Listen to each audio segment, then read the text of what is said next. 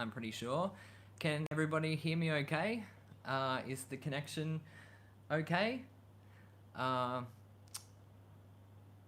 Thanks everybody for joining my live stream. To be honest, I haven't even really thought about, what I'm going to talk about today.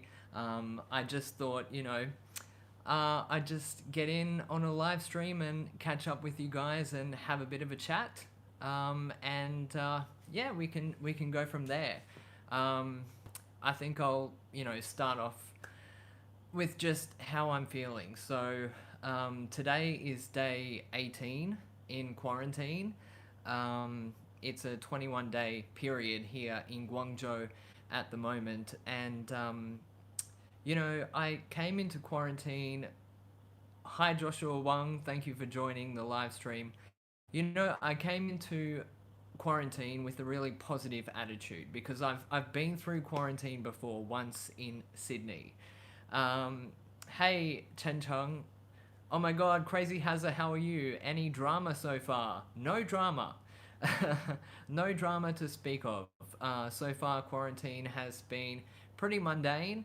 Um, so anyway, I was talking about how I'm feeling in quarantine. So I came in with a really positive attitude. I knew what I was getting myself into. I've already done this in Sydney once, so I was well prepared. And for the first 2 weeks, everything seemed to be going really well. I was really enjoying it. I was getting a lot of exercise every day. I was enjoying getting enough sleep, catching up on, all the shows and movies that I've missed. But now that time is dragging on, I can say that it is getting a little bit more difficult to stay positive every day. I'm still doing okay, don't get me wrong. But, 21 days in one room is a really long time. And I'm actually starting to feel just a little bit of anxiety because, they say that it takes 21 days to form a habit. And I'm worried that, after 21 days of being in this room, I'm just going to form the habit of being in this room, and going out into the outside world is almost going to feel like a daunting task, And the other funny thing is, I don't really feel like I'm in China, even though I am in China, I'm in quarantine in China. But, a hotel room is a hotel room, regardless of where you are in the world. Obviously, I can look out the window and I can see Panyu in Guangzhou, and I can hear the sounds, and I'm eating Chinese food every day, and the people that I do interact with, either on the phone or at the door when someone comes to give me a COVID test, they're Chinese. But apart from that, even though I've been in China for more than 2 weeks, I still don't feel like I'm in China, and it's kind of weird. It's a bit surreal in a way.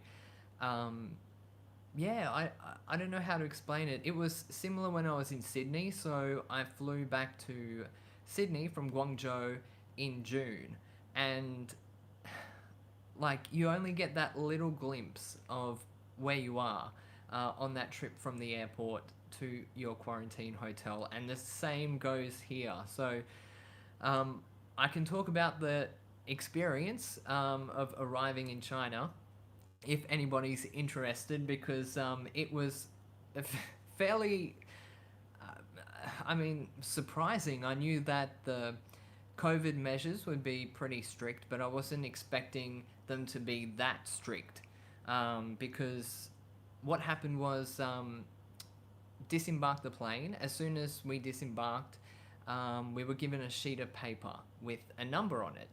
And luckily, I was one of the first people off the plane, so I think I was either number 6 or number 7. And then they take you into this sort of waiting area, and everyone just sits there waiting, and we're all just sitting in anticipation, wondering what's going to happen, where we're going to go. And so the first step is that they call out your number, and you enter a line. Oh, I just realized that the comments aren't actually appearing on my screen, but I can see some comments down here. I'm going to bring up my iPad here because there have been some questions. Love your attitude towards improving China-Australian relationship.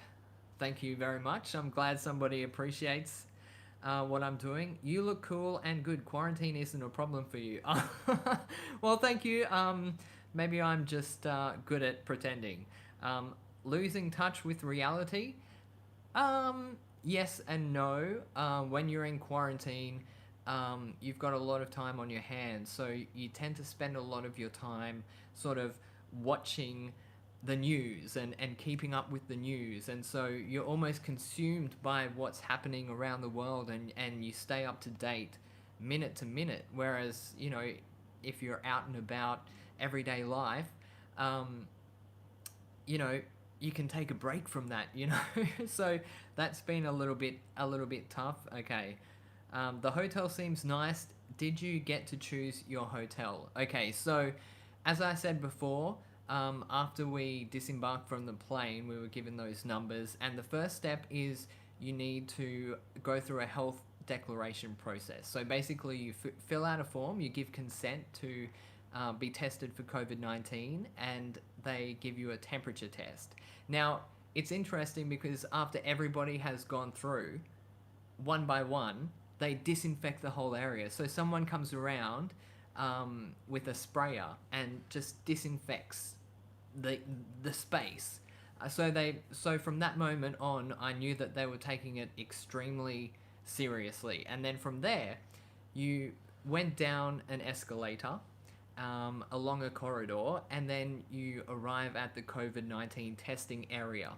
So basically, you wait in line, and then they give you a number, and then that number tells you which testing room you have to go into. So then you go in and you get a COVID-19 test, and it's a nasal swab. If you watched the short video that I uploaded just the other day, you'll see just how deep you get. It goes right up. It almost feels like they're, touching your brain nearly. Um, and so yeah, so you do your COVID test, and then after that you walk down another corridor, and then you get another temperature test. After that temperature test, you go through immigration first, and then you go and collect your luggage, and then after that you go through customs, and at customs you get another temperature test. So how many so far? 3 or 4. And then you line up for the bus, and you have no idea where you're going. Okay, so I had no idea which district I would be staying in, what type of hotel I would be staying in, and they send you through this line 20 people at a time, roughly 20 people at a time, and then you get 2 more temperature tests before you actually get on the bus, and they are very close together. So basically, I had to fill out this online form, and then I had to scan a QR code. As I was scanning that QR code, they gave me another temperature test. Then I went forward about 10 more meters, got another temperature test, got on the bus. Still, while I was on the bus, still had no idea where I was going, what kind of hotel I was going. Let me tell you, everyone on the bus was asking, okay? So there was this poor lady on the bus, and she was trying to get us all to register our information on this list. And every single person was asking her, can you please tell us where we're going? On the back of her hazmat suit were the characters for Panyu. So we knew we were coming to Panyu, but we didn't know exactly where in Panyu we were going to end up. And it's actually a really funny story, because when we were on the bus ride to this hotel, every time we passed a hotel that looked nice, everyone was sort of like, everyone's sort of like wishing, is that going to be our hotel? That looks really nice. And then we drive past, and then everyone just had this collective like sigh of disappointment. Okay, it's not that one. Anyway, we ended up at this hotel, and it was interesting because from the outside, this hotel doesn't look anything special. It actually looks a bit drab and dreary from the outside, especially at night. And everyone on the bus, I was the only person who, I mean, obviously there were Australians on the bus, but I was not the only non-ethnically Chinese person on the bus. So everyone's speaking in Chinese, and they were all just saying, "Oh, this looks terrible. I don't want to stay here." So at that moment, I was like pretty anxious. I was like, "Ooh, well, if everyone thinks this looks like a terrible place, then I don't want to stay here for 3 weeks." Um, so we got off the bus and we collected our luggage from underneath the bus, and then we had to place it in this taped area. They had tape on the ground, and we put our luggage in there, and then someone disinfected all of our luggage, and then we sat on these stools that were socially distanced, and one by one we went up to a desk and we registered with the hotel. First, you register with the hotel, and then you go to another waiting area, and then one by one you go up to the desk, and they give you the options for the rooms and the prices, and you choose which room you want to stay in, and then on the spot you have to pay a deposit of 10,000 renminbi. So everyone pays 10,000 renminbi regardless of what room you are staying in when you arrive.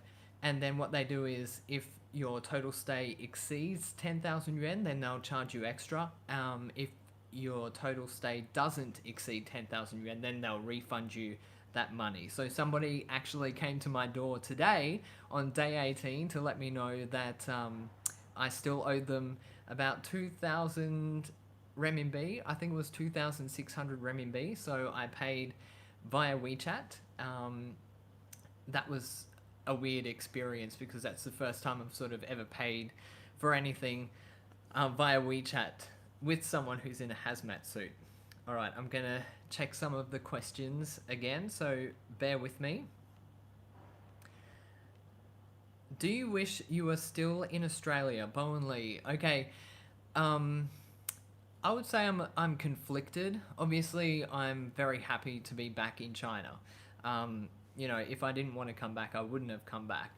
But obviously, I'm missing my family like crazy. I stayed at home with my family for near on 3 months. So we were together every single day. You know, I'd wake up and my mum would be there, my dad would be there.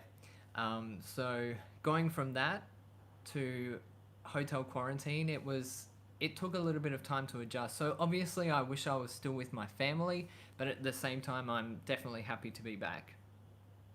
Alright, love to hear the process. I'm about to experience it when I arrive in mid-November. So Absolute Soda, where are you going in China? Because by November, Guangzhou will have reverted to 14 plus 7. So before the Canton Fair, the policy was that you had to quarantine in a hotel for 14 days and then quarantine at home for 7 days. But just during this period, the Canton Fair was officially open today. It's going to, you know, welcome buyers tomorrow. So until the 20th of this month, it's a mandatory 3-week hotel quarantine. But from the 20th, it will revert back to 14 plus 7. So that'll be good news for anyone coming to Guangzhou after the 20th. Alright, so Kevin asks, is there a charge for food, accommodation and testing? How much roughly in total? Okay, so at this hotel, the food is included. They provide 3 meals a day, breakfast, lunch and dinner. For each meal, basically for lunch and dinner, it's rice, vegetables and meat. For breakfast, it varies. Sometimes it's rice noodles, sometimes it's just 3 boiled eggs and some milk. Sometimes it's corn and eggs. Today we had sausages and eggs, boiled eggs, of course. But yeah, the food is included. The testing is included. At this hotel, everything is included in the price. And in total, I will have paid 12,600 renminbi to stay in this hotel for 21 days. So divide 12,600 by 21, and then you'll get the daily room rate here. My maths is terrible. I'm pretty sure it was 640, something like that. The way they take that nose swab is an invasive procedure, that's for sure. um, I'm not gonna lie, it is. It does feel a little bit invasive. It's definitely uncomfortable.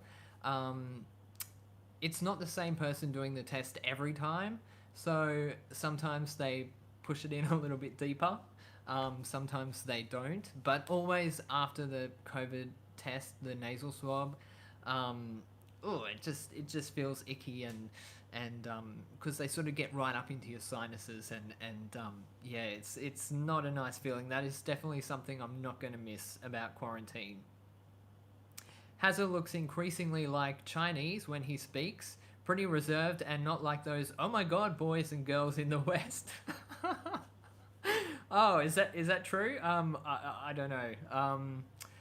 I think I think I've just always been this way. I'm a little bit introverted, so it takes me a little while to sort of open up to people. But if we're really close friends, sometimes I can get a little bit crazy. Trust me. Hazza needs to start pulling his eyes back and sing some Peking opera.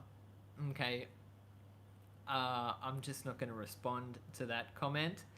Guangzhou, yay! Yes, I'm looking forward to getting back out into Guangzhou. You know, it's also going to be weird because it almost feels like I'm coming to China for the first time again because, I spent 3 months in Australia.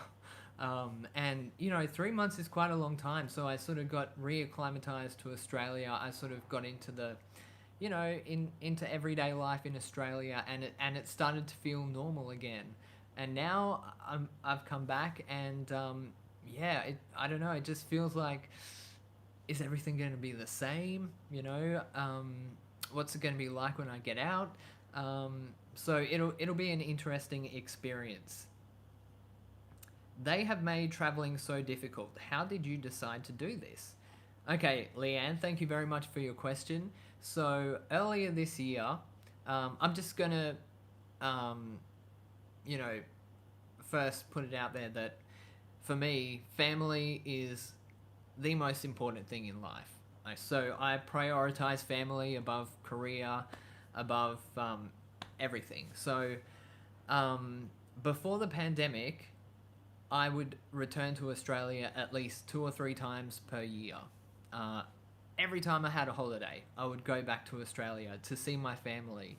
I wouldn't go traveling around Southeast Asia or, you know, just spend the holiday relaxing at home. I would book a flight for the afternoon or the evening that I got off work, and then I'd book the return flight for either the night before I had to go back to work. So I'd go home 2 to 3 times a year, obviously during Chinese New Year and National Day holiday, and then sometimes even for long weekends because, if a friend was getting married or, there was an important milestone like a birthday or something, somebody's 60th birthday, I wanted to be there for those things. So I would go home 2 or 3 times a year. But then the pandemic hit. So I came back to China in February 2020. So it was really very early on in the pandemic. At that time, Australia had no cases. Oh, I wouldn't say no cases. I'd probably say, 1 or 2 cases. It wasn't really a thing in Australia yet. So I came back to China then, and since February 2020, I'd been in China for that whole time. And even though it was only about a year and a half, it felt like a long time because, a lot has happened over the last 2 years. And just being away from family, it was hard. So because I've worked at my workplace for 10 years, I was able to get, the equivalent of long service leave. So I applied for it. I was able to get long service leave and I booked tickets and I went home. But obviously I did my homework before I went back to make sure that I was able to get to Australia. I was able to come back. I have the right visa. So luckily it worked out for me. There's always that worry that things are going to change or policies are going to change. And for a while there, it looked a little bit, worrisome, stressful, because Australia did change the rule for a while there. Um, there were automatic exemptions being given to people who live permanently abroad or work permanently abroad to travel internationally. But then they changed their mind on that, and more documents were required. You had to sort of prove that you do live permanently overseas and work permanently overseas. So luckily, I was able to apply for an exemption to travel to come back to China. Obviously, I had to do two types of COVID tests, a blood test and your regular COVID swab test. And then I had to submit the test results from those to a system to get a green health code, which I used to get on the plane. So luckily, everything worked out. I was able to go back, see my family, spend some really good quality time with them, and now I'm back in Guangzhou, and I'm going to get back to work soon. All right, let's have a look at some more questions. Apart from WeChat or Alipay, what other payment options are accepted? Honestly, I do not know. I only know that you can use Alipay or WeChat. I'm pretty sure they would let you use a credit card, but I didn't ask because I'm just a fan of WeChat Pay. It's easy, and yeah, it was good to be using WeChat Pay again. Because I hadn't used it for 3 months in Australia. Unfortunately, even though I have WeChat Pay, and there are some places in Australia that does accept WeChat, because I'm a foreigner in China, I'm not allowed to use WeChat Pay outside of the Chinese mainland. So even if I go to Hong Kong or Macau, I'm unable to use WeChat Pay. So while I was back in Australia, I was using my credit card, using my debit card, my Australian card, and also my Chinese credit card as well. So no WeChat Pay. But I was using Apple Pay. So you can use Apple Pay in Australia. Hey Ziv, thanks for tuning in.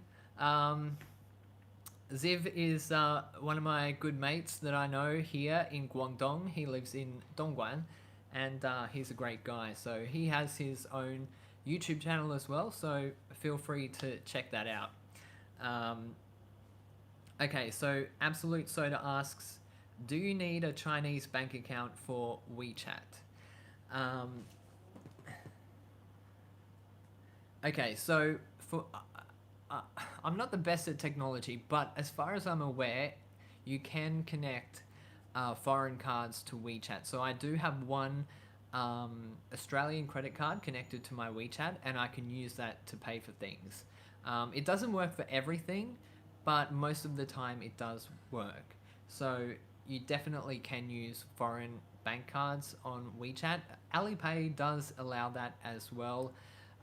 In terms of using WeChat Pay and keeping money in your wallet, I think that you need to have a Chinese bank account in order to keep money in your WeChat wallet. So if you don't have a Chinese bank account, I'm not sure that you can receive money or send money in like red packets or make transfers within WeChat. I think you can only use the foreign card to scan, physical QR codes, or if someone shows you a QR code to pay for something, you can use your foreign card for that.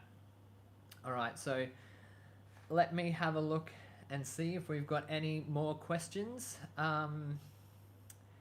Stephen Brody, hey, thank you for watching. All right, the Australian government will soon disband Border Force as restrictions ease. I'm not too sure about that. But definitely restrictions are going to ease in the near future, which I'm sure a lot of people will be happy about in Australia. As for people in China that have relatives in Australia, I'm not sure that the border restrictions easing in Australia is going to help them at all, because even if, for example, my parents are allowed to travel out of Australia and they want to come and see me, if they don't have a Chinese visa, then they won't be able to come. And at the moment, China is not issuing tourist visas. So there are only a couple of visas that they are issuing at the moment, and luckily my visa is still valid, so I was able to enter China. Okay, Stephen Brody asks, "What's the first bar you're going to in Guangzhou when you get out?" That's an easy one. Um, what's it called? Oh, Hoolies. Gee, I've been away for so long. Hoolies. I love Hoolies. It's quite close to where I live. They have some amazing nachos. Oh, the best nachos you've had in the world. And also, I love their bangers and mash as well. So that'll probably be the first pub that I visit when I get out. And also, something you should know is that in quarantine here in China, there's no alcohol. You're not allowed to have any alcohol in quarantine in China, which is quite different to Australia. Because in Australia, when I was staying in Sydney, they did allow alcohol, even though they had limits. The limit was 3 bottles of beer or 1 bottle of wine per day, which to me didn't really make sense, because some bottles of wine are 7 standard drinks, and like light beer, one light beer isn't even 1 standard drink. So it's like, am I going to get 3 beers or a bottle of wine? But here you cannot have alcohol. So I did try to order a bottle of wine just to make sure. And unfortunately, when it did arrive, they called me from the front desk and said, "We are so sorry, we cannot send up the bottle of wine, but we will keep it for when you get out." So I'll be able to celebrate with a bottle of wine when I get out of quarantine. Alright, so, foreign cards work? That's interesting. Yes, they do. They do. So I have an Australian credit card connected to my WeChat, and it works fine. Okay. You're so close to goat now, though. Ah, that's true. But unfortunately, I have a lot of luggage. A lot. I think in total, I have around more than 60 kilograms of luggage. So I don't think I will be going to goat straight from hotel quarantine, because I'll be dragging my massive suitcase and my treadmill along with me, and that would not be fun. Okay. Ziv, wine for sure.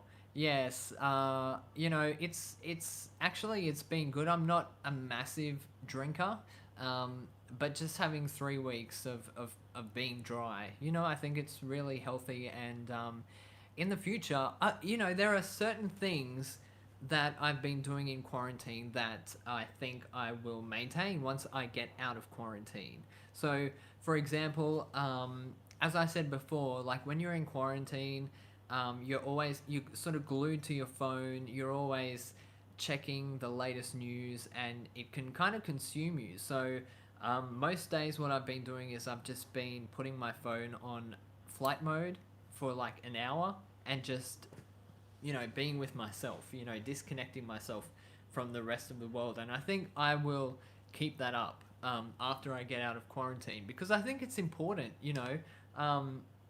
We shouldn't be glued to our phones and always have this desire to be connected all the time. I think that's a little bit unhealthy, so I'm gonna keep that up.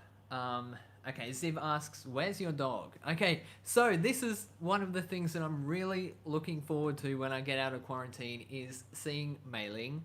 So I can't wait. She's in a pet motel, so she's being taken very good care of. I get regular updates from them. They send videos 3 times a day. And also, I have some good friends in Guangzhou that have been going to visit her, and every time they do, they call me, do a video call with me, and I get to see Mei Ling. So it's really good. I'm missing her like crazy. I can't wait to see her. She's I don't know. She's like my baby. I'm very protective of her, so I'm very much looking forward to seeing her again. And so do we have any other questions? Otherwise, I'm just going to be rambling on crazy and just talking about random stuff. I actually did want to share some of the funnier things that have happened in quarantine because, all right, so we've got one question. Hold that thought. We've got one question. So, was it easy to get a return air ticket from China to Australia? Okay, so I booked my tickets to and from Australia probably back in March or April of this year. Of this year. So I flew from Guangzhou to Australia in June, and I booked the tickets months in advance because at the moment it is incredibly difficult to get tickets to and from Australia from China. And that is because, so in Australia they have passenger arrival caps, but here in China they have a rule where um, each airline can fly to at most 2 destinations per country, and each destination they can only fly there once per week. And they have rules whereby if a flight arrives in China and a certain number of people on that flight test positive for COVID-19, then that route will be sort of cancelled for, I think, 2 weeks. So I think they implemented that as an incentive for airlines to be really on their game and make sure that they check those COVID-19 test results. They make sure that everyone getting on the flight is healthy.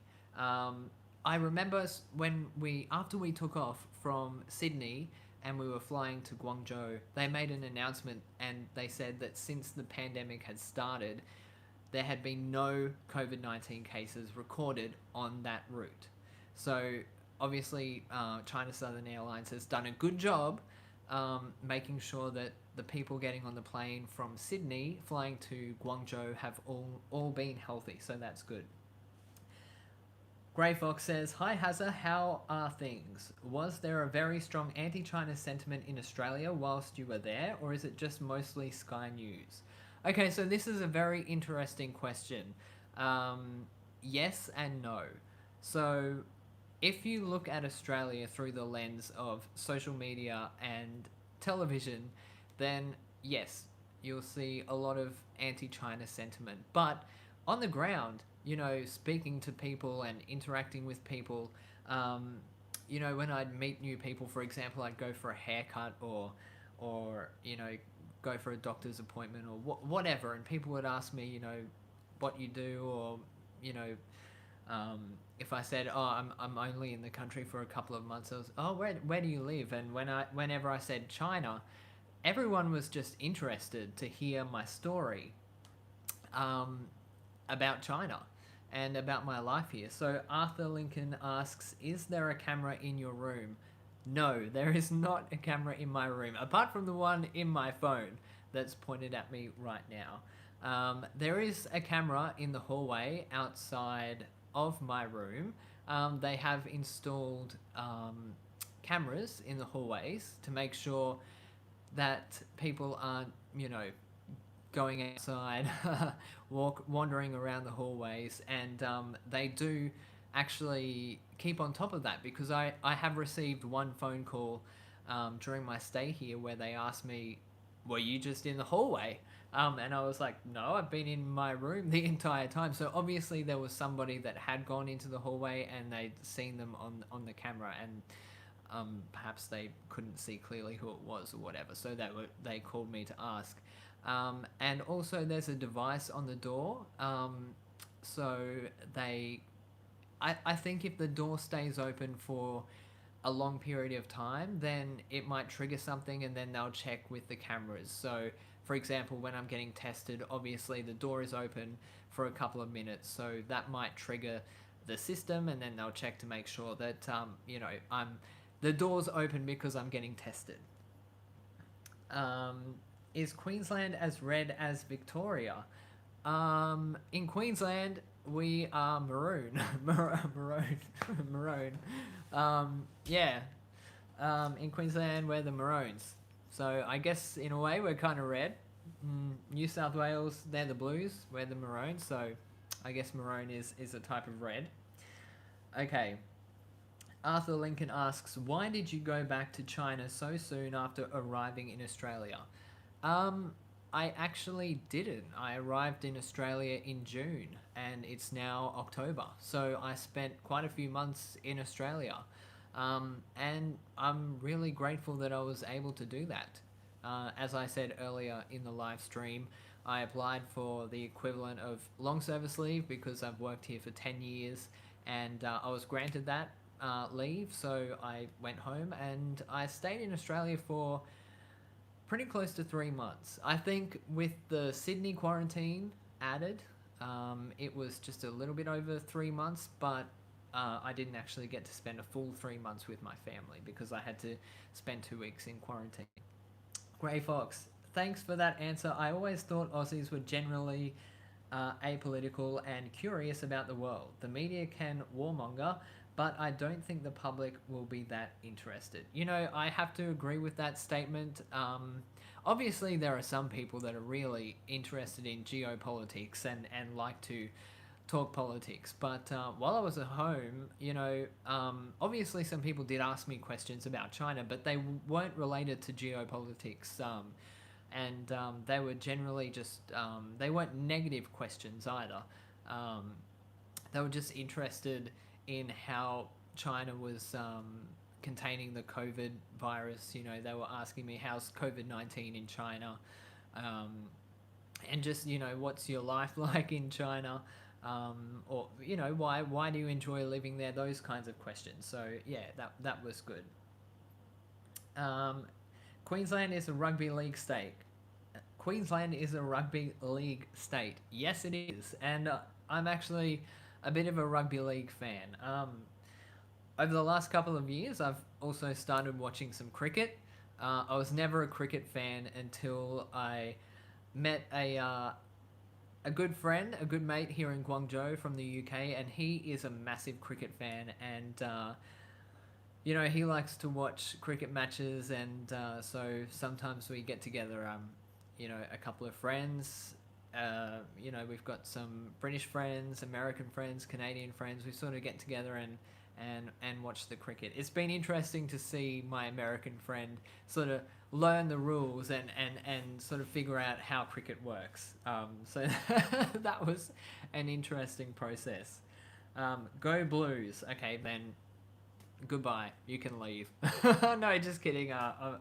You know, the Queensland New South Wales rivalry is sort of emphasised, but it's mainly to do with sport. Arthur Lincoln asks, do you think politics affects daily life? Do you think what happens in China affects Australia and that Australia has the right to defend its interests? Obviously, I think every country has the right to defend its interests. The question that we have to ask, though, is what is being threatened? So, obviously, I've spoken about that before. I think that Australia has a lot more to gain from China than to lose from engaging in China. And I don't think, personally, I do not think that China poses a threat to Australia militarily or economically. Obviously, there have been some problems recently in terms of trade between Australia and China. They go both ways. A lot of Australian people don't know that the trade issues go both ways. So Australia has blocked quite a lot of imports from China, and China has done the same for some commodities from Australia. But hopefully, you know, I'm an optimist. Sometimes people would probably say I'm a hopeless optimist, or you know, naively optimistic, but hopefully things will improve. So fingers crossed for that. Coldwin Robert says, I'm ethnic Chinese born in Malaysia and living in Singapore. I really enjoy your channel. Keep it up, mate. Well, thank you, Coldwind. I really appreciate the positive feedback. Thank you very much. And thank you for coming to watch this live stream. I know I'm just rambling on at this point, so thank you very much for watching. Now, I know you. Who is your favourite batsman then? Ah, well, I'm not that big of a fan of cricket. you know, I've been I've been watching the games, but I'm not that into it that I have a favourite batsman. I'm more of a rugby league fan. Waratahs have been a disappointment since forever, so have the Wallabies actually. You know, in terms of rugby league, the Brisbane Broncos have also been a slight disappointment in recent years. I remember, I think it was the year 2000. I went with my dad to Sydney to watch the NRL Grand Final, and Broncos won. I'm pretty sure it was the year 2000. So yeah, when I was younger, like the Broncos were doing really well, but now, yeah, not so well. But I just heard that Brisbane is getting a second NRL team in Redcliffe, the Redcliffe Dolphins. So that's awesome, and I don't know who I should barrack for now.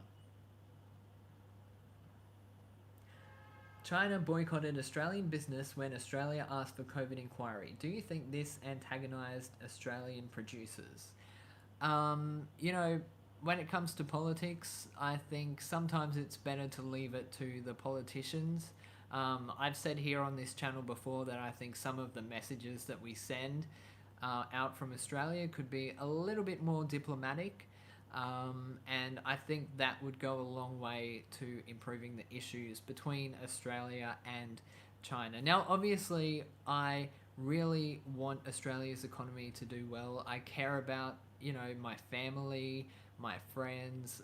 You know, I know people that live in rural areas who own farms, and you know, the types of crops that they are growing have not been impacted by trade issues with China. So that's been a good thing for them. But obviously, you know, I want our primary producers to do well and for our economy to do well. So obviously, you know, I would support better relations between Australia and China, because I think if we can get trade relations back on track, then that will go a long way to solving a lot of issues. But, you know, it's not a one-way street. It takes two to tango. So, you know, when you think about what you can control in life, one thing you can't control is other people's actions or opinions. But what you can control is that sort of overlap, you know, that part where you interact with other people. So all you can really control is how you behave and what you do, and then you can slightly control that little overlap that you have with other people, and that goes for any kind of interaction. So I think if you have a goal in mind, and you really want to achieve that, then, you know, there's always a way. Where there's a will, there's a way. If Australia is serious about improving relations with China, then there's definitely a way to do that. The question is, how do we do that? And I think that question doesn't get asked enough. I've said that before. Trevor Norman, thank you very much for the £5 donation. First donation of tonight, I believe. So thank you very much. I'm really appreciative for that. What do you think of a press now saying there is no ethnic cleansing in China after the years of lying they did? Okay, so that's a question from one of the viewers. You know, look, I'm just going to say this on issues like this, you know, I think very sensitive issues between that are China's internal issues. I think it's better left to diplomats to discuss those issues. I don't think, you know, I think that this is a very sensitive issue, and no matter what you say, you're going to upset somebody. So I think that, you know, as time goes by, you know, the truth will come out in the end as time goes by. And so that's all I'm going to say about that. Okay, wait, Guangzhou le ya? Yes, I am back in Guangzhou. Alright, so Dolphins are the second Brisbane team. Yes, they are. Dolphins are the second Brisbane team, so that's great. Guangzhou also has two football teams, two soccer teams, so that's also a little fact about Guangzhou. Just wondering, can you speak Cantonese? 我識講少少啦，識聽唔識講啊？ I can't really speak Cantonese that well. Xiu xiu. But I can say enough to sort of get myself out of sticky situations. You know, if I come across someone who doesn't speak Mandarin. And it's surprising, there are actually quite a lot of people in Guangzhou that don't speak Mandarin fluently or at all, mostly in, you know, older generations. But if you sort of get out of Guangzhou and Shenzhen and go into the more rural areas, then there are a lot of people that don't generally speak Mandarin.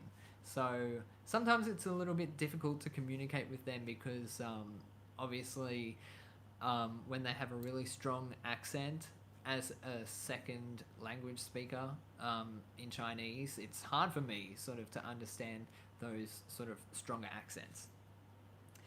Kevin Tilstone, yes. No geopolitics, please. Yes, I think that's a good idea. Politics, that's why we have politicians. That's why our tax money goes to pay their salaries. It's for them to sort out. Arthur Lincoln, love you, Hazza. I'm now off to the pub. Enjoy the pub and have a beer for me or whatever you're going to drink because obviously I can't have a drink here in quarantine. So thank you for coming to watch my live stream and thank you for asking those questions. I'm always willing to, you know, listen to people that have opposing opinions. I think that's sometimes when you learn the most is when you listen to people that have opposing opinions. It's always good to, you know, question yourself and always continue learning and keeping an open mind, even to things that just sound totally insane and crazy to you.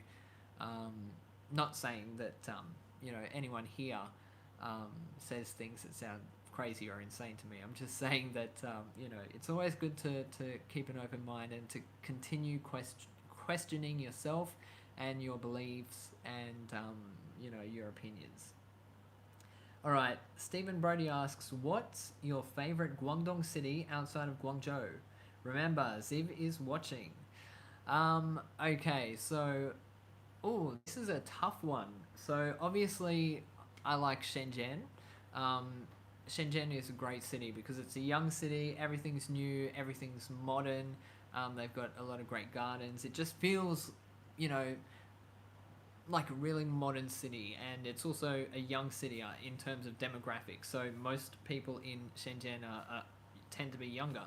So that's a reason why Shenzhen is a fun place to be in. But I would have to say, apart from Guangzhou, Zhuhai is my second favorite city in Guangdong. For a number of reasons. Obviously, it's just across the ditch from Macau, but also it I don't know, it feels, you know, life feels a lot more laid back, even though it's not a tier 1 city. I'm not sure, I think it possibly or probably is a tier 2 city, but it feels almost like a tier 1 city when you're there. It's just less hectic, and obviously it's by the ocean, so you get those lovely sea breezes, and yeah, it's really lovely over there. Nepalese in China. Hi, good evening. Is it quarantine live? Yes, it is. So I'm on day 18. Yay, day 18. I've been in quarantine for 18 straight days now, and yeah, so this is the first time in my life that I've spent 18 days in one room.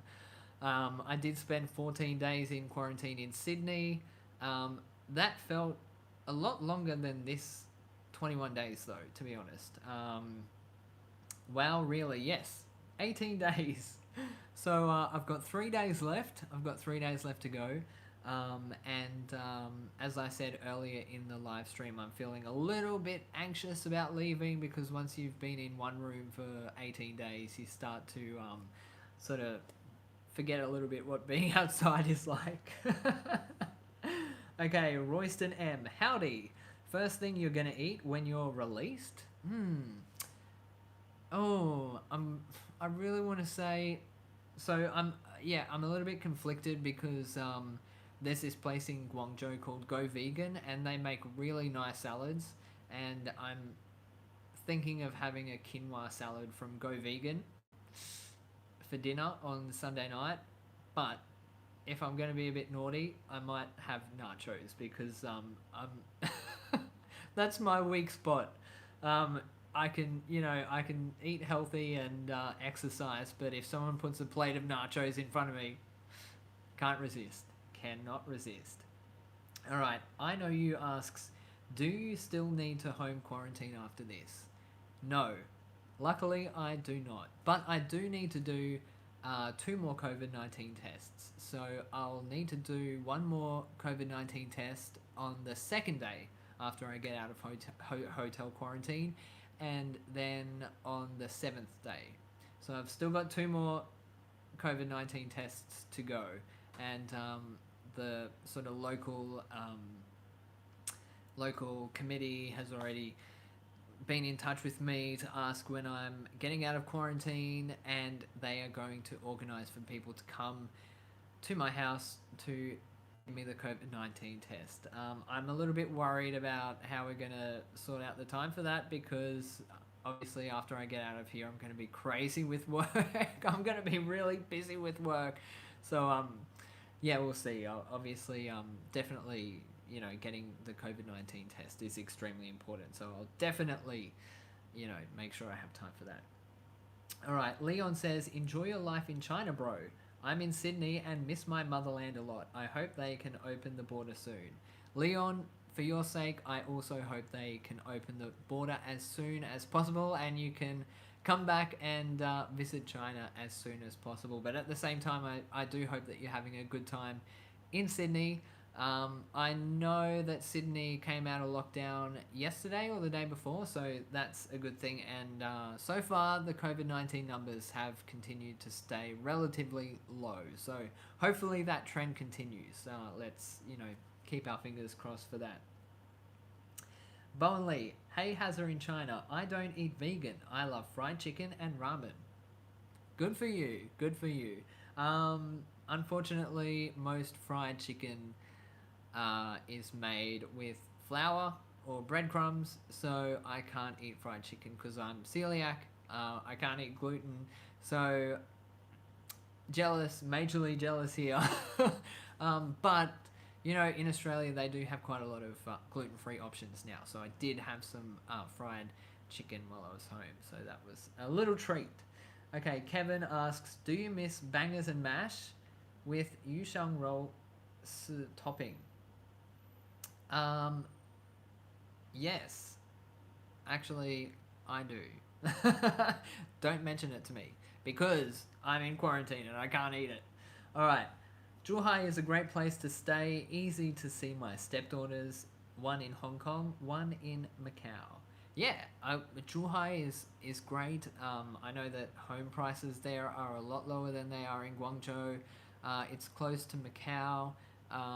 And it's just a really nice place. There's a lot of... Also, they've got Qianhai over there in Zhuhai, and that's, taking off like crazy.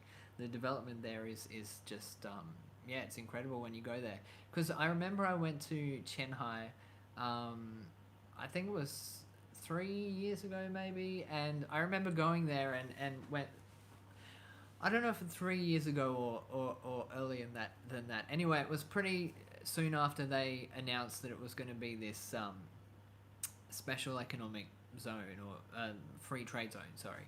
And I remember going there and thinking, this is never going to take off. I mean, we were sort of driving around, they built all these roads and it was just paddocks, and then there was like one skyscraper, and yeah, and I was just like, this ain't going to happen. But it has. I mean, I've been back there a number of times. Obviously, they've got Chimelong, the theme park there. They've got so much development happening there now. And, one interesting thing about Qianhai is that they have this centralized air conditioning system, which is going to be connected to all the buildings in that zone. And it's really interesting. I don't know the specifics of it. That was just something that came up, in my head. But yeah, somehow they've got this massive centralized air conditioning system for all the buildings in Shanghai. So that's something interesting to know. Hopefully, I can find out more about that. All right. While doing the last two tests, can you freely travel outside your apartment? Yes, I can. So after I've left quarantine here at this hotel, I can get straight back to normal everyday life and just live as normal. So none of the home quarantine stuff, and yeah, so I can go anywhere I want after I finish the 21 days. And so at the moment, so when I first arrived here, my health code was red, which was really scary to see, to be honest, because I've never seen my code go red. Um, and actually, my code has never been yellow either. So my health code has always been green. If you live in China, you'll know what I'm talking about. But for the first 2 weeks that I was in quarantine, my code was red. I just felt like, oh, I don't know. It was weird to see your own health code red. Um, and that's because I'm in quarantine in a hotel quarantine facility. Now it's yellow, so I think on day 21 it will go green, and once it goes green, I can get out of here. All right, Kevin says, I remember once driving from Naribi to Dalby to Toowoomba to the Gold Coast and then back to Sydney via Newcastle. Have you ever tried something like that? Yeah, I've done a lot of long road trips in Australia. Um, my mum, she's from Kainoona in Western Queensland, and it takes about 2 days to drive there from Brisbane. We've done Brisbane to Sydney, we've done Brisbane to Melbourne, and Canberra. So I've done quite a few road trips in Australia, but I haven't taken that specific route. If I had a car here in China, I don't have a car here in China because it's just too mafan. It's when thinking about having a car here, it gives me a little bit of anxiety because I just think about having to find parks, driving on the roads. Not because I don't think I'd be capable of driving here, but just because I enjoy that time on the way to work every morning. It takes me about 25 minutes to get to work in a DD or a taxi, and I just enjoy sort of sitting in the back, listening to music, playing on my phone, and just having that 25 minutes of me time. But if I was driving, then I'd have to be paying attention to the road, and yeah, I wouldn't have that. So I've always said to myself, if I were to buy a car in China, it would only be when I can afford to also have a driver, because I'd want them to sort out parking and everything for me. It's just easier to use DD or taxis. Stephen asks, when it's time to leave, do you just have to wait until you get a green code, or will you be asked to leave by the staff at checkout time? I have no idea. I've tried to ask a couple of times, and they've basically just said, we'll let you know when you can go. I've heard from other people that you do have to wait until your code turns green before you can leave. So I guess if they call and say you can leave, and if my code is still yellow, I don't know what's going to happen. But hopefully, it doesn't get to that. Hopefully my code will quickly go back to being green. Alright, red is good in China. Well, most of the time it is, but not when it's on your health code. If you have a red health code, it means you need to isolate and go into quarantine, or you need to be treated in a hospital, because I'm pretty sure yellow means that you could possibly have been exposed to COVID-19, and then red means, you have to be isolated, you have to be in quarantine. So nobody wants to see their health code go red, trust me. How is cycling there? Asks RXW. I try to avoid cycling, to be honest. There are a lot of shared bikes here. The only time of the year that I use them, though, is in winter. Because, trust me, Guangzhou it's like a sauna most of the year. It's so hot, and Usually, because of work, I have to wear a suit. So, you know, riding around in the middle of the day when it's humid and hot, um, it's not fun. So I prefer to stick to air conditioned taxis or DD cars. Okay, Kevin Tillstone, you could end up with an extended sentence. Well, you know, I was joking with someone the other day saying that the first 2 weeks went by really quickly, and I felt like it was going by too fast.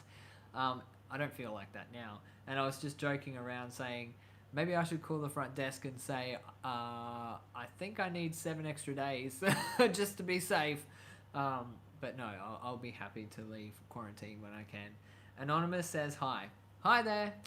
Thanks for joining the live stream. Thanks for coming in for a chat. Yongsun asks, do you have any plans for the channel? Would you be uploading more after you come back? Well, obviously, I'm going to be uploading as much as possible. I'm going to be making as many videos as possible. But I do have a full-time job. So I'll be uploading videos and making videos when I have the time. And hopefully I will have enough time to upload videos more frequently. So thanks for being subscribed to my channel, and thanks for the support when I do post videos. Leon says, so happy to see the number of real Justice League is increasing. Blondie in China, Barrett and Ollie, Guelo 60, Daniel, Nico, Jason, Matt, etc. Of course you. Hope your channel can grow faster. Well, thank you, Leon, for saying that you hope my channel can grow faster. You know, I'm not the kind of person to make videos or talk about other YouTubers. So, yeah, I just wish everybody on YouTube the best. I hope everyone's channels can do well.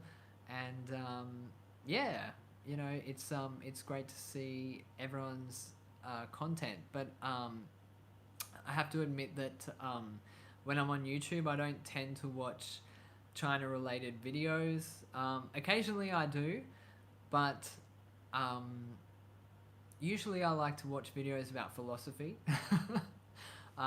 Recently I've been watching a lot of videos about Taoism and meditation. So yeah, I don't know, sometimes YouTube can get a little bit crazy, and it's just nice to sort of watch something a little bit more relaxing, and yeah, something that sort of, I don't know, relaxes your mind a little bit. Anonymous says, should be 1 year quarantine. I would go insane. I would definitely go insane if I had to quarantine for 1 year. Wow, that would be, oh, this room, it would probably stink. Yeah, I've been keeping it really clean. Part of my routine every morning is getting up and cleaning the room. I wipe everything down as much as possible. A few days after I arrived in this room, I ordered some cleaning products to be delivered because sometimes I can be a little bit of a clean freak. So I do clean the room every morning, just so I have a fresh start every day, which is nice.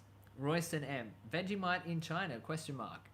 Yes, I have seen Vegemite in China. Yeah, I have seen it. So, you know, in the past, I used to buy little tubes of Vegemite for people as presents, but now you can get Vegemite here, you can get Tim Tams here. So it's not that special anymore.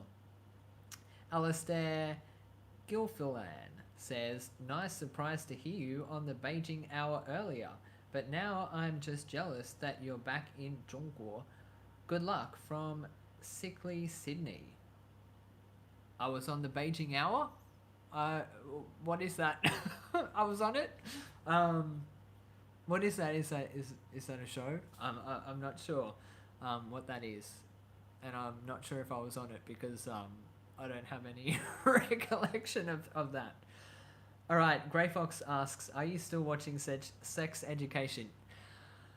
Okay, so this is a funny story.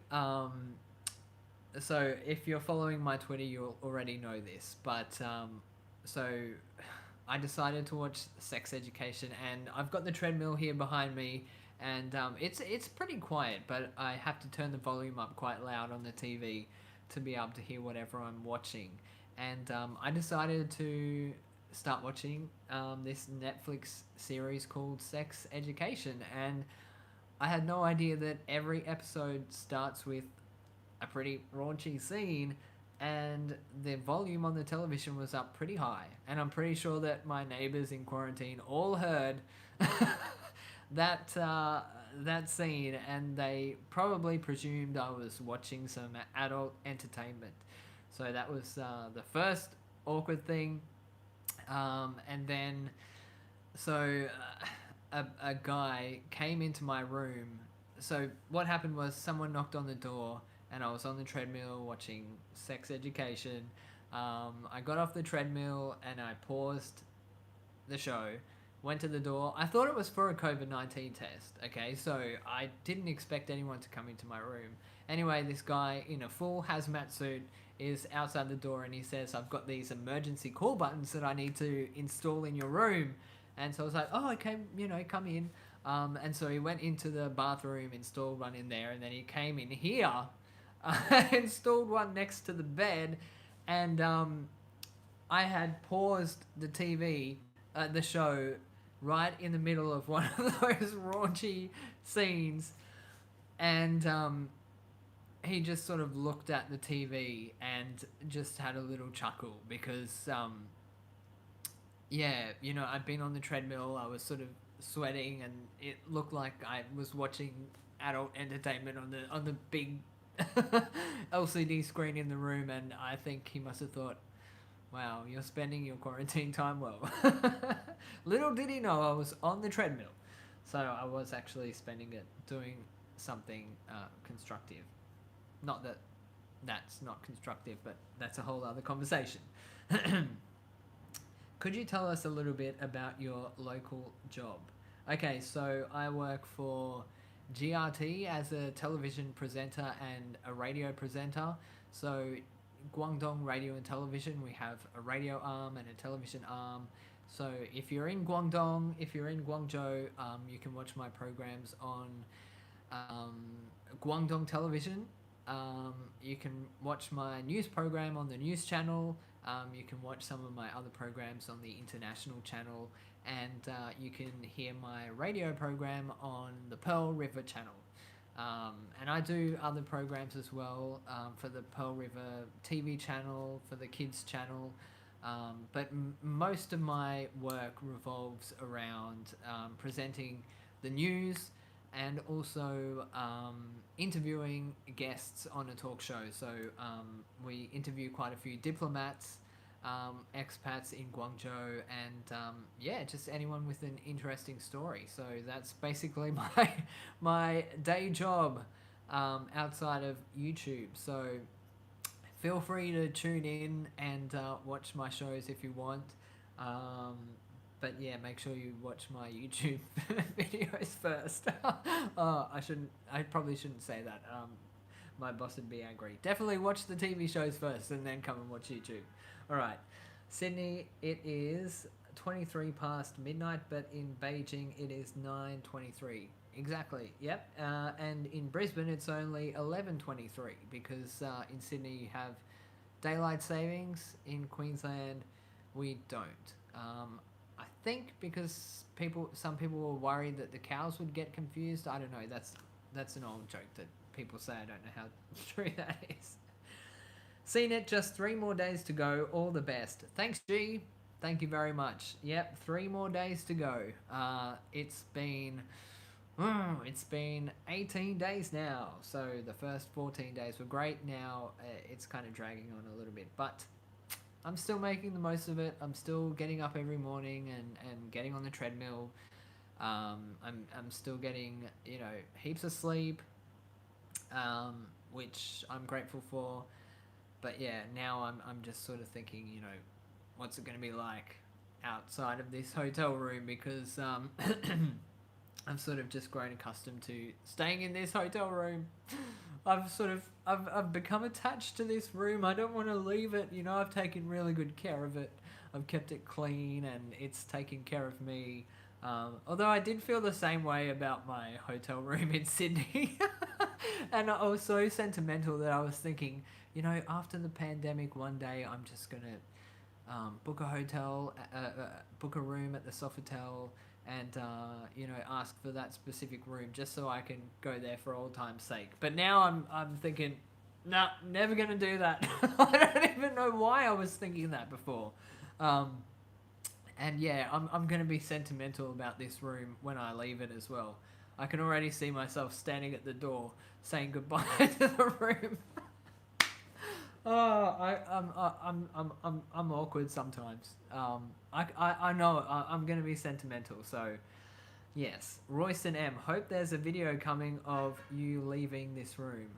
I will try to document the process, and yeah, I'll try to film how I'm feeling and what I'm thinking, because that would be interesting. Yeah, it's gonna be so weird to there's an elevator just a few steps, from my room, and it's so close but so far away at the same time. It's going to be weird to walk out of this room and go over to the elevator and go down and then walk out and yeah, it feels daunting now, but yeah, I'll be right, she'll be right. Yeah, I'll get through it. And yeah, so are there any other questions about hotel quarantine, about anything in general? Now's your time to ask. If you've got any questions to ask, feel free. All right, so Kevin says, perhaps in the future, self-quarantine could become a favoured tourism option.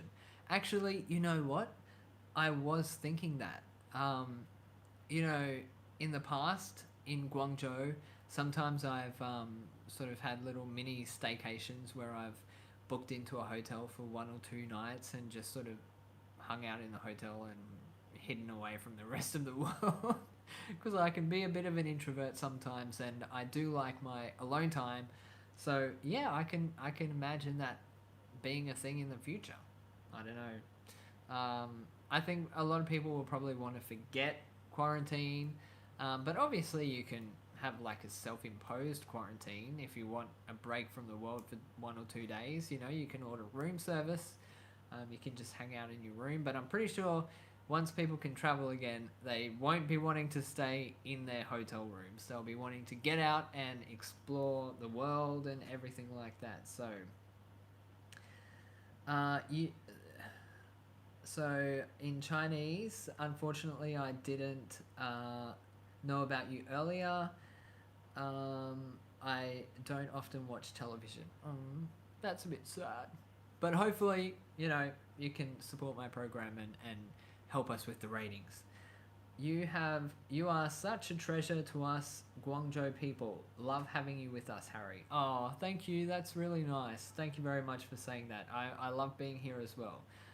It's always nice to get some positive feedback because, yeah, in this day and age, sometimes it's difficult to find positivity amongst, the ocean of negativity. So, great. Thank you very much for that. Put a smile on my face. All right, Grey Fox says, there are currently cruises to nowhere and flights to nowhere. Really? I can understand the cruises to nowhere because a cruise is like a full-on experience, but a flight to nowhere? Yeah, I mean, I have to say I do enjoy flying, but I don't think I would enjoy flying to nowhere. That just seems like a bit of a waste of energy and a waste of fuel and not very good for the environment. Wow, Lian Zhang gave $5 Australian. Thank you very much, Leanne. That's very kind of you, and I really appreciate it. Unfortunately, you didn't ask a question, so I can't respond, but feel free to ask a question if you want to. Obviously, receiving, these, I don't even know what you call them on YouTube. The donations, I guess. Obviously, they're great, but, don't feel obliged to give them at all. But, I do appreciate the support it does mean a lot to me. Grey Fox, yeah, you just go on a plane, take off, and come back where you started. LMAO, for people who crave flying during the pandemic. Oh, they're called super chats. See, I am so behind on everything. Um, I don't even know. I didn't even know what super chats were called. That's so embarrassing. Um, yeah, so those planes that just go nowhere. Yeah, well, I guess when I flew, well, obviously in China, the COVID situation has been good for quite a long time. So I have flown domestically in China prior to flying to Australia, and yeah, I would say sort of the first time that I got on a plane since the pandemic began, it was a really good feel. It was a really good feeling because it felt like something was getting back to normal, and I sort of just imagined that I was flying home to Australia. I was flying to Beijing to visit a friend, but it was really good to be back on a plane. So I can understand that some people, especially sort of aviation hobbyists, would be craving flights at the moment. So I guess that is understandable. Different horses for different courses, or different courses for different horses. All right, Hazza, love from Adelaide. Wish you well. Not a question, more of a statement. My girl is in Nanjing and can't wait for this travel quarantine madness to be over so families can be together again. Well said. Well said. That is exactly why I went back to Australia to be with my family. Family is the most important thing to me. I really hope that you get to see your girl in Nanjing as soon as possible. I think probably, the silver lining, I guess, is that the pandemic happened, started in 2019 when we have the internet and we have mobile phones, and we can connect with each other in non-traditional ways. Imagine if this pandemic happened 20 years ago. you know, that would have been much more difficult for people. Turn up your volume, can't hear you. Troy Fayue. Sorry, can you hear me now? Maybe it's because I've been talking for about 80 minutes now, non-stop. So I think my my voice is slowly drying up a little bit. I'll just have a little bit of water. Lian Zhang says, "You are most welcome. Thank you for all your hard work. I really enjoy watching your channel. Cheers, mate." Thanks, mate. You're the best. Thank you so much for supporting my channel. I know my channel is only a small channel in the grander scheme of things, but I'm close to 20,000 subscribers now, and I am super grateful for each and every one of you, everyone who has supported my channel. Thank you so much. It really does mean a lot to me. That 20,000 people are willing to subscribe to my channel and be interested in what I have to say. And, I do sort of want to use the YouTube channel to spread some positivity, try to shine a positive light on things, especially now because, we all need it. We all need something that can put a smile on our faces. So if I can put a smile on at least one person's face, then, I think job done. Goal achieved. Alright, John L says, "Love your channel and your positivity." Well, thank you very much, John. Thank you very much for the positive feedback. Loving your positive feedback and your support. So right back at you. Thanks a lot. Anonymous says, "Hear him very loud here." Great. I'm happy that you can hear me. So I think it was Troy Fayue. Perhaps maybe see if you can turn the volume up on your device, and if not, then I'm sorry, I don't know what to do because I'm not that tech savvy. Okay, so we're getting on 80 minutes now, so this has been quite a long live stream. So if you have any more questions, let me know, and I can answer your questions. Otherwise, I might call it a night, and I might let you guys go. But first, let me know if you have any questions. I'm happy to answer any questions that you might have. Kevin says, I love the China content without the politics, so refreshing. Thank you very much. I do try to avoid politics as much as possible. That's why we have politicians, that's why we have diplomats. But sometimes there are topics that I want to talk about. And one topic that I do want to talk about in the future relates to Australia. I think at the moment there is an environment in Australia where anti-China sentiment has been almost weaponized in a way, and you know, I think that we shouldn't stigmatize people that are engaged in China, because that is so important. You know, we need those people-to-people connections. Unfortunately, a lot of Australian people who are engaged with China, they feel like they can't talk about it. You know, they feel like they can't be open about it because they're worried that people are going to stigmatize them or label them. That's something that I do want to talk about in an upcoming video. Anonymous says, Harry is the peacemaker between Australia and China. Oh, I don't know about that. You know, my channel is still small. I don't have that much of an influence. So in Cantonese, I'd probably call myself a Kele Fair. But hopefully I can spread a little bit of positivity. So if I can reach some people with that, then I'm happy, and I can sleep well at night knowing that I put something good out into the world. So yeah.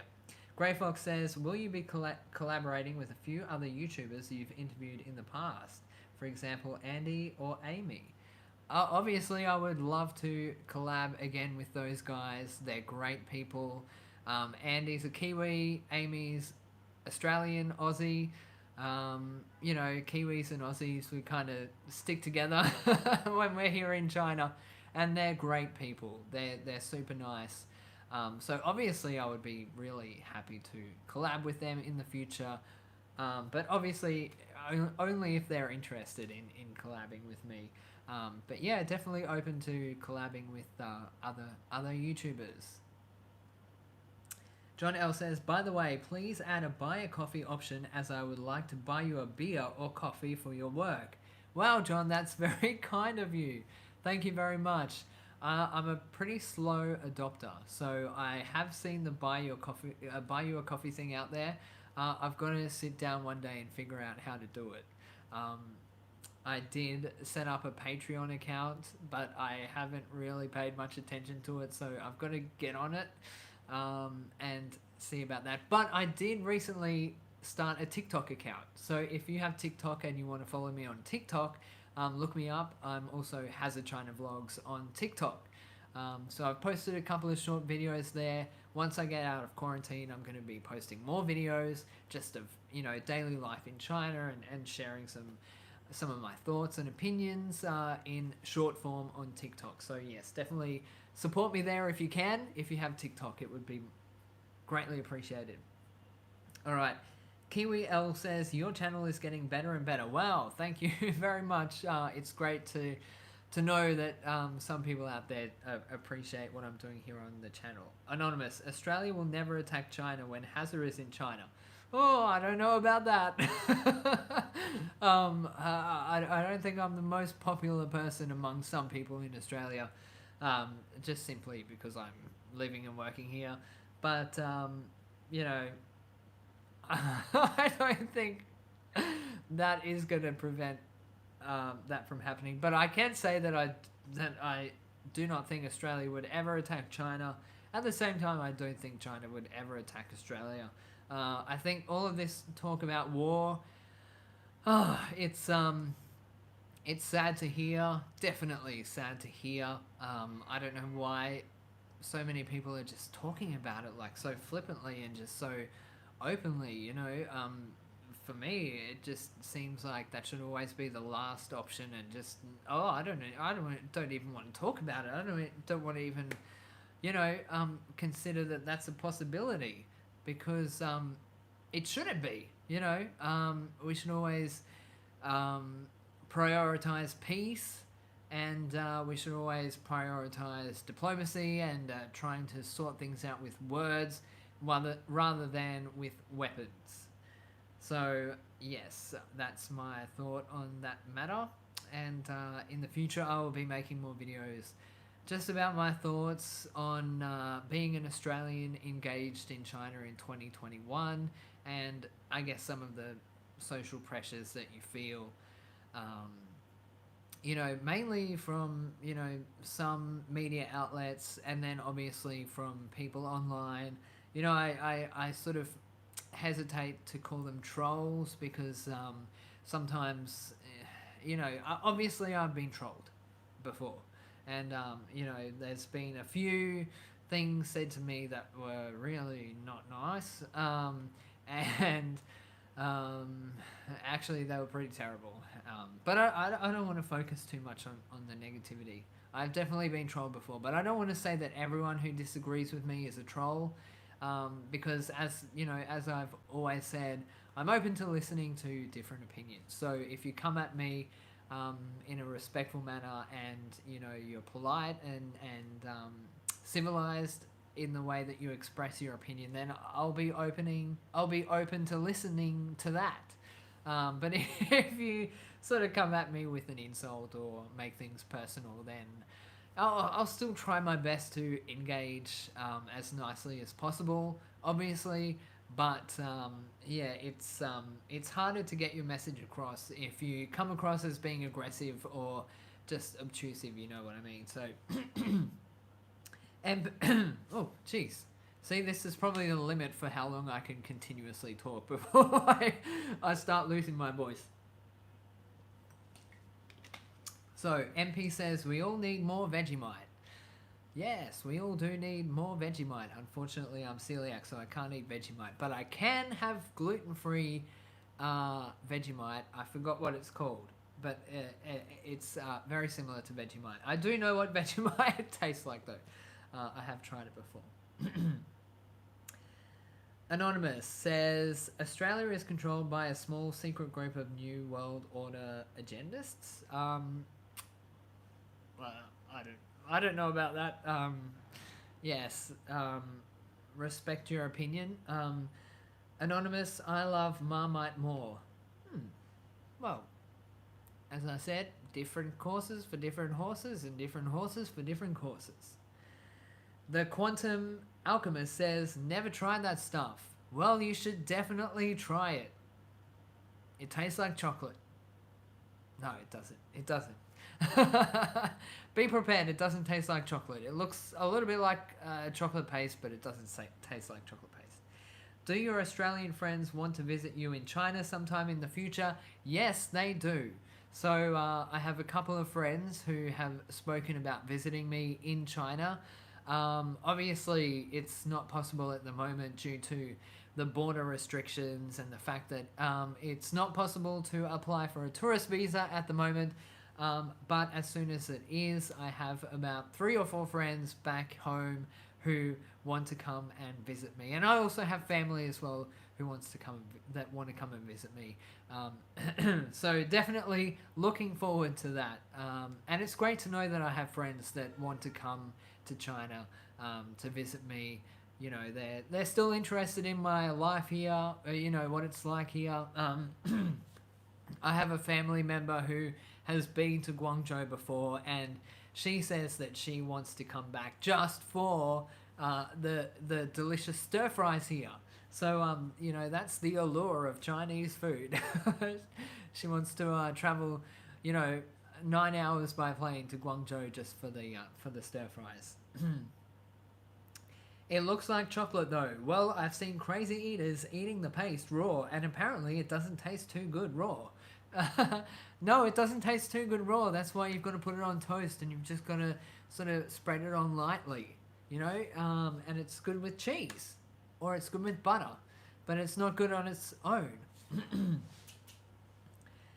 Andy's Shanghai Life. Hey Andy, we were just talking about you actually. Somebody asked me if I was planning on doing another collaboration video with you in the future, and I said I would love to. obviously only if you're interested in doing one.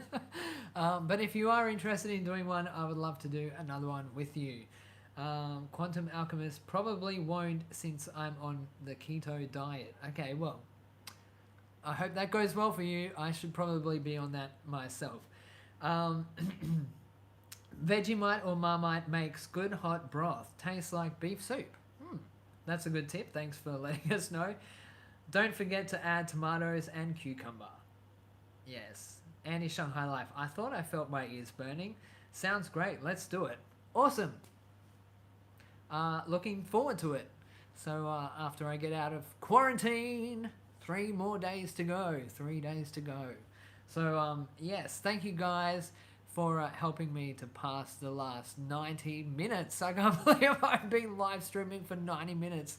And I've just been talking to, well, I haven't been talking to myself. I've been talking to you guys, obviously, but I've been talking to a phone for 90 minutes. That's why my voice is starting to starting to dry up.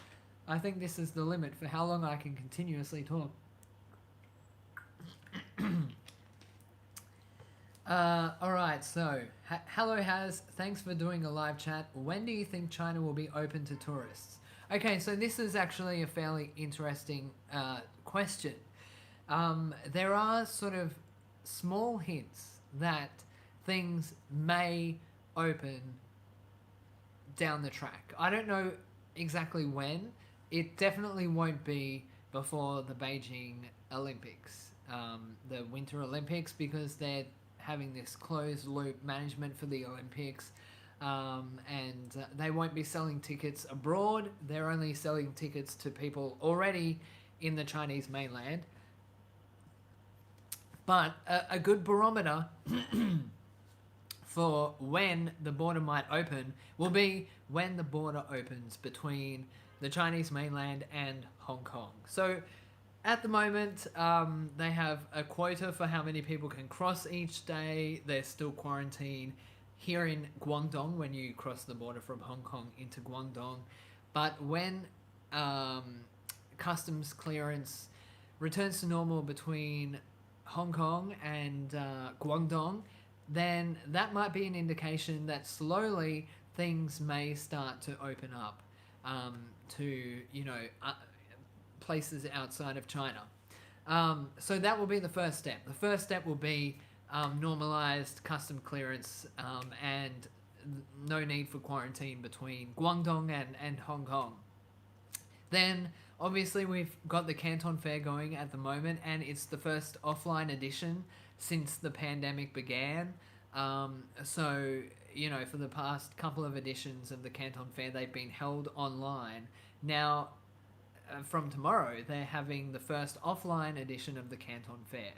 So, hopefully, moving forward, there may be eased restrictions, perhaps for people wanting to take part in things like the Canton Fair and other exhibitions. But, I'm just speculating. Also, Guangzhou has built a massive quarantine facility with 6,000 rooms. I'm pretty sure it's 6,000 rooms. So obviously it has a very large capacity. And a lot of quarantine facilities apparently are being built all around the country. So I do think that China will stick to its zero COVID policy for the foreseeable future.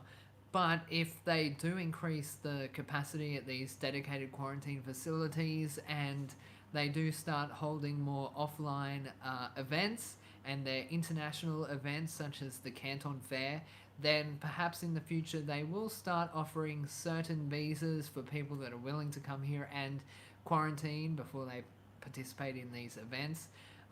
So I think that's probably the most likely direction, although obviously I'm just speculating here. These are just, little things that I'm picking up from reading the news and things like that. Alright, let's have a look. Sorry, I was rambling on for a while, so kind of stupid if you ask me, but that's Google for you. Okay, I don't know what you're talking about.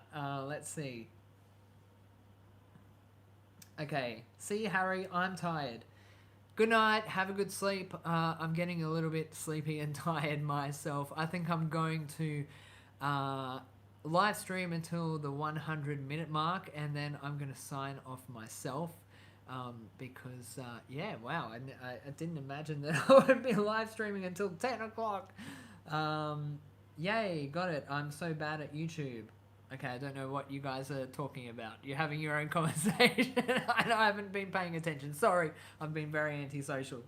Yeah, I heard they will build quarantine sites all around the country. Sounds like they're in for the long haul, says Andy.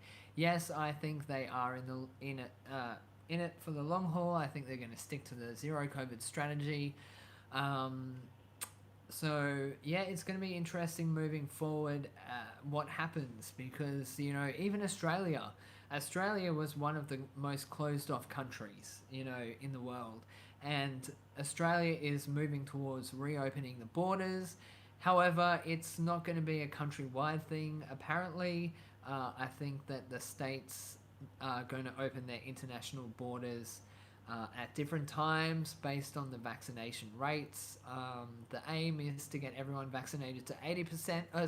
To get 80% of people vaccinated before they start opening the borders. So it'll be interesting. Well, I don't want to say interesting because nothing about a pandemic is interesting, but it'll be useful to see what happens once borders are reopened and restrictions are eased in Australia once the population reaches that 80% mark. I was happy to see an article recently that said that Australia is on track to getting above a 90% vaccination rate, so that's really good. I'm really happy to hear that, especially because there was so much attention given to anti-vaxxers. For a while there, it seemed like everyone was divided. But obviously, if we are getting to above 90%, then that shows that the majority of people know that getting vaccinated is important and is beneficial for not just yourself, but for the whole country. So that's a whole other topic. All right, Lian Zhang. Wow, thank you very much for the $5 super chat. I now know what they're called, super chats. Lian Zhang says, I hope you would share your thoughts on education in China and Australia in your future video, perhaps. Well, that's a good idea. Thank you for making that suggestion. That would be an interesting topic to talk about. I do know quite a few people involved in the education sector here in China and also in Australia. For example, my mum is a teacher, my sister's a teacher, and three of my best friends from high school are teachers as well. So I could reach out to some people to hear their thoughts on certain things. There has been a lot that's happened recently here in China in regards to education, specifically with the training centres. Obviously, I was in Australia at that time, so once I get out of quarantine, I'll do my best to find out what's happening with that. And I may make a video or I may not. We'll have to see. Anonymous says, capitalism is best run by communists. Well, there you go. That's the opinion from Anonymous. As I said, open to hearing all different kinds of opinions on my channel. I do think that China's economy is going very well. We have just seen forecasts released recently from the IMF, and it looks like growth is going to continue in China for the coming years. So that's good news for China. Dave says, yes, in New South Wales here, the first dose has reached 91.5% as of today. Wow, so 91.5% of eligible people above 16 years of age in New South Wales have already had their first dose of the vaccine. And so that indicates to me that in New South Wales the number could get as high as 95%, which is really great. I'm really happy to hear that. The vaccination rate here in China is also very high. I looked at the numbers the other day. I'm not sure about the exact percentage at the moment. I should be up on those numbers, but I'm pretty sure it was somewhere up around 80-something% fully vaccinated. But don't take my word on that for that. Oh, yeah. Anyway, you know what I mean. I'll have to double check those figures. Economy is going well indeed for China. Debts are starting to get problematic. China currently stands at 54.8% reduction, should be number one priority of China in the future, which will be hard given COVID and now also escalating economic wars and military war games. I think don't give too much, credit to military war games and economic struggles. I think that people have enough sense to know that we should be trying to get back on track, and we should be focusing on peace and development, and that's good for everybody. All right, ACT is at 98% first dose. That is good. Please look after your voice, Harry, says Leanne Chung. Yes, I do need to. All right, we've passed the 100-minute mark, so I'm going to have to end the live stream now. Otherwise, I definitely am going to lose my voice. I would like to thank everyone for watching. We've averaged at around 70 people watching during this live stream. So thank you very much to everyone who joined me. It's been a pleasure talking to you for the last 100 minutes. You just got me 100 minutes closer to finishing quarantine and getting back out in the world. So thank you very much for spending your time with me. Good night, Andy. Drink some hot water. Yes, I will. Thank you, Andy. I wish I had some honey. It'd be nice to make some honey tea. Dave says, thank you, Hazza. All the best. All the best to you, Dave, as well. Thank you very much for watching. Wan An says, Yong Sun. Good night, Wan An. And, yep, bye, Harry. Bye, mate. Thank you, everybody, for watching. And remember to give this video a like if you've enjoyed it. And leave a comment down below once the live stream ends. And also, if you haven't had a chance to check out some of my recent videos, feel free to go and check them out as well. Grey Fox, thank you, bye. Thanks, mate. Thanks for watching. Anonymous, thank you for your show, Hazza. Thank you, Anonymous. Thank you, Royston M. Thank you, Roadrunner. Good night, everybody. And hopefully I'll make these live streams more of a frequent thing, because it's actually been really fun tonight talking to you guys. And yeah, you've helped me, get one step closer to leaving this hotel room and getting back out into the world. So thanks, guys. Thank you, everyone, for watching. All right, I am going to sign off now. Remember to like this video and yeah, leave a comment if you can. So thank you, everybody. I'll see you in the next one, and the weekend's coming up, so make sure you have a great weekend. Bye-bye. Oh, how do I end this?